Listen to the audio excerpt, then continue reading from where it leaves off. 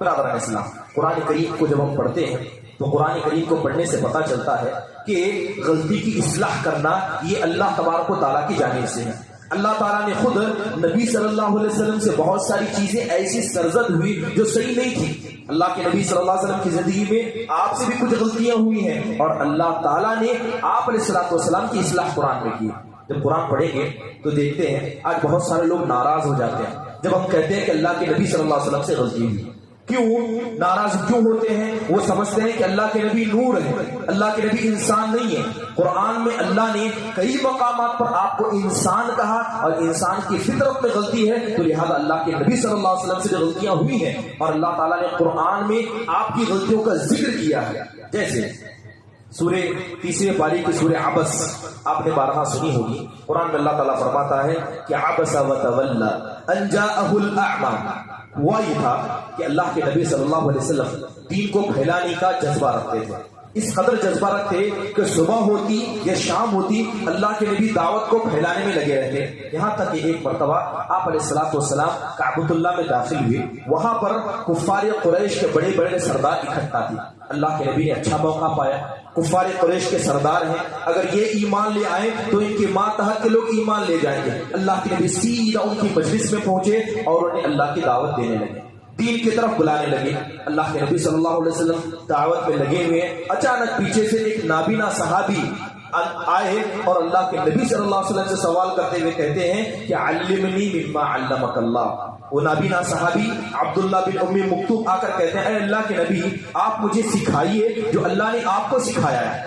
حضرت عبداللہ نابینا تھے، نہیں پتا کہ اللہ کے نبی کہاں بیٹھے ہوئے، کن کے ساتھ گفتگو کر رہے ہیں۔ بتایا گیا کہ اللہ کے نبی وہاں بیٹھے ہیں تو وہ آپ کو تلاش کرتے ہوئے آئے اور آ کر کہتے ہیں اے اللہ کے نبی اللہ تعالیٰ نے جو علم آپ کو سکھایا مجھے سکھائیے۔ اللہ کے نبی نے ان کی جانب دیکھا اور اپنا چہرہ پھیرا لیا، کوئی جواب نہیں دیا اور آپ مشرکین کو دعوت دیتے رہے۔ حضرت عبداللہ بن ام مکتوم نے دوبارہ سوال کرتے ہوئے کہا کہ علمنی مما علمک اللہ، اے اللہ کے نبی اللہ نے جو آپ کو سکھایا مجھے سکھائیے۔ اللہ کے نبی نے دوسری مرتبہ دیکھا، چہرہ پھیرا۔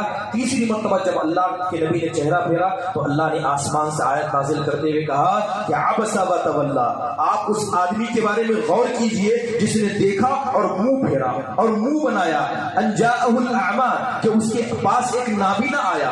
آپ جن لوگوں کو دعوت دینے کی کوشش کر رہے ہیں اللہ نے ان کے دلوں پر مہر لگا دی ہے، یہ کبھی ایمان نہیں لا سکتے، لیکن جو آدمی مومن ہے وہ نصیحت حاصل کرنا چاہتا ہے آپ اس سے منہ پھیرتے ہیں۔ اللہ تعالیٰ نے نبی صلی اللہ علیہ وسلم کو ڈانٹا، اسی لیے جب یہ واقعہ ہوا تو اللہ کے نبی صلی اللہ علیہ وسلم جب بھی عبداللہ بن ام مکتوم کو دیکھتے یا صحابہ ان کو دیکھتے تو حضرت عبداللہ کو دیکھ کر کہتے یا ایھا الذی من عوتب بالنبی، اے وہ آدمی جس کی وجہ سے اللہ کے نبی کو ڈانٹا گیا، اے وہ آدمی جس کی وجہ سے اللہ کے نبی کو ڈانٹا گیا۔ تو اللہ تبارک و تعالیٰ نے نبی صلی اللہ علیہ وسلم کی غلطی کی اصلاح کی۔ اللہ کے نبی سے غلطی ہوئی کہ اللہ کے نبی نے حضرت عبداللہ کا جواب نہ دے کر ان سے چہرہ پھیرا اور ایسے لوگوں کو دعوت دینا چاہ رہے تھے جن کے دلوں پر اللہ نے پہلے سے ہی مہر لگا دی تھی۔ اس کے علاوہ دیکھیں اللہ کے نبی صلی اللہ علیہ وسلم سے جو خطائیں حدیث کا قرآن کے اندر آتا ہے، اللہ تبارک و تعالیٰ فرماتا ہے کہ ما کان للنبی ان یکون له اسرى حتى يثخن في الارض۔ یہ آیت کریمہ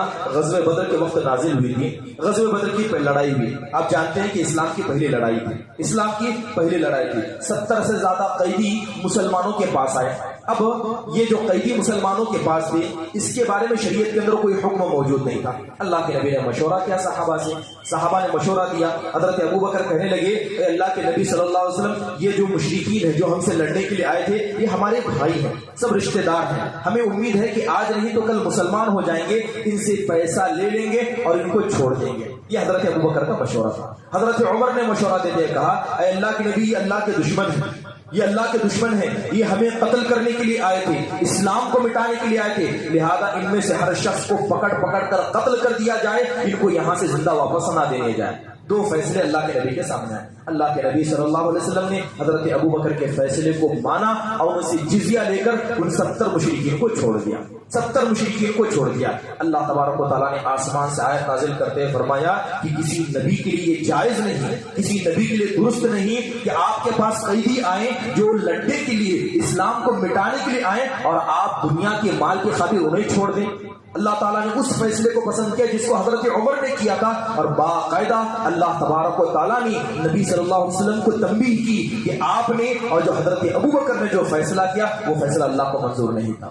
صبح ہوئی، دوسرا دن ہوا، حضرت ابوبکر اور حضرت عمر، حضرت ابوبکر رضی اللہ عنہ اور اللہ کے نبی صلی اللہ علیہ وسلم حضرت عائشہ کے گھر میں بیٹھ کر رو رہے تھے۔ حضرت عمر اس وقت آتے ہی حضرت عمر نے اللہ کے نبی کو روتے ہوئے دیکھا، حضرت ابوبکر کو روتے ہوئے دیکھا، تو پوچھا کہ میرے ماں باپ آپ لوگوں پر فدا ہو، کیا ہوا، آپ کیوں رونے لگے؟ تو حضرت ابوبکر کہتے ہیں کہ عمر، جو فیصلہ کل تم نے ان کے بارے میں کیا تھا اسی فیصلے کو اللہ نے پسند کیا، اور اللہ تبارک و تعالیٰ نے کہا ہے کہ ہم تمہارے لیے آخرت چاہتے ہیں اور آپ اپنے دنیا چاہتے ہیں، آپ اپنے لیے پیسہ اور دنیا چاہتے ہیں، اسی وجہ سے ہم رو رہے ہیں۔ تو اللہ تبارک و تعالیٰ نے واضح طور پر نبی صلی اللہ علیہ وسلم کے فیصلے کو غلط ٹھہرایا اور آپ علیہ الصلوۃ والسلام کی اصلاح فرمائی۔